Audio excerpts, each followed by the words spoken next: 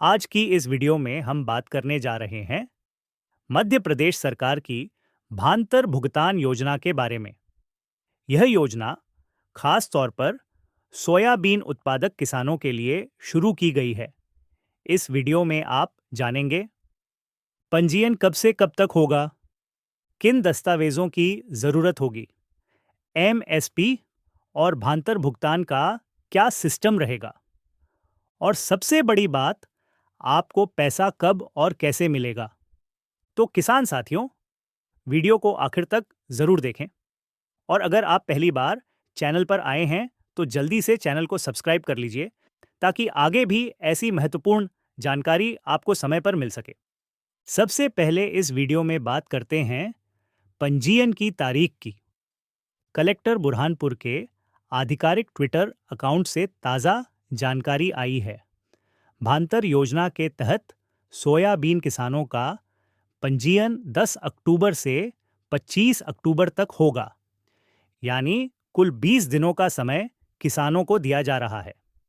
अब सवाल है कि पंजीयन कहाँ होगा।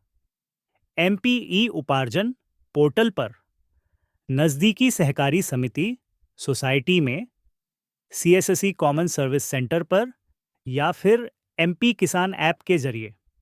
और अच्छी खबर यह है कि पिछले साल जिन दस्तावेजों से पंजीयन किया गया था वही इस बार भी मान्य होंगे।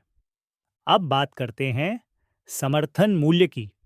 सरकार ने इस वर्ष सोयाबीन का न्यूनतम समर्थन मूल्य एमएसपी 5,328 रुपये प्रति क्विंटल तय किया है। लेकिन किसान भाइयों, जमीनी हकीकत यह है कि जब आप अपनी फसल मंडी में बेचने जाते हैं तो अक्सर वहां दाम एमएसपी से कम ही मिलते हैं। मान लीजिए मंडी में आपको सोयाबीन का भाव सिर्फ 4,800 रुपये से 5,000 रुपये प्रति क्विंटल तक मिलता है। ऐसी स्थिति में किसान को प्रति क्विंटल लगभग 300 से 400 रुपये का नुकसान उठाना पड़ सकता है। इसी समस्या को दूर करने के लिए सरकार ने किसानों को राहत देने का एक विशेष प्रावधान किया है। सरकार ने घोषणा की है कि एमएसपी और मंडी भाव के बीच जितना भी अंतर होगा उतनी राशि सीधे आपके बैंक खाते में डीबीटी, डायरेक्ट बेनिफिट ट्रांसफर के जरिए जमा की जाएगी। इसका सीधा मतलब यह है कि यदि आपको मजबूरी में मंडी में कम दाम पर फसल बेचनी भी पड़ी तो चिंता करने की जरूरत नहीं है। सरकार यह सुनिश्चित करेगी कि आपका नुकसान न हो और आपको पूरा लाभ एमएसपी के बराबर मिले। अब सबसे महत्वपूर्ण जानकारी, सरकार ने इस भांतर भुगतान प्राइस डिफिशिएंसी पेमेंट के लिए समय सीमा भी तय की है। यह अवधि 1 नवंबर से 15 जनवरी तक रहेगी, यानी इसी समयावधि में सरकार किसानों के खातों में यह अंतर की राशि स्थानांतरित करेगी। ध्यान रहे, अगर किसान भाई अपनी सोयाबीन की फसल 1 नवंबर से पहले मंडी में बेच देते हैं तो वे भांतर योजना का लाभ लेने से वंचित रह जाएंगे। इस योजना के तहत केवल वही किसान पात्र होंगे जिन्होंने 10 अक्टूबर से 25 अक्टूबर के बीच अपना पंजीकरण पूरा किया है। इसके साथ ही योजना का फायदा उन्हें तभी मिलेगा जब वे अपनी उपज 1 नवंबर से 15 जनवरी के बीच किसी पंजीकृत मंडी में बेचें। इसका मतलब यह है कि जो किसान पंजीकरण नहीं कर पाए या जिन्होंने निर्धारित अवधि से पहले फसल बेच दी, उन्हें इस योजना के अंतर्गत मिलने वाली राशि या लाभ नहीं मिलेगा। सरकार का उद्देश्य यह सुनिश्चित करना है कि सही समय पर पंजीकृत किसान ही योजना का फायदा उठा सकें और उन्हें उनकी फसल के उचित मूल्य की गारंटी मिले। अब सबसे बड़ा सवाल है, पैसा कहाँ आएगा? बहुत सरल है। इस बार सोयाबीन बोनस की राशि भी उसी तरीके से दी जाएगी जिस तरह मूंग, गेहूं और धान के बोनस सीधे आपके बैंक खाते में भेजे जाते हैं। इसका मतलब यह है कि जिस बैंक खाते से आपने पंजीकरण कराया है वही आपका खाता इस बोनस के लिए उपयोग किया जाएगा। आपको किसी दस्तावेज या अलग प्रक्रिया की जरूरत नहीं है।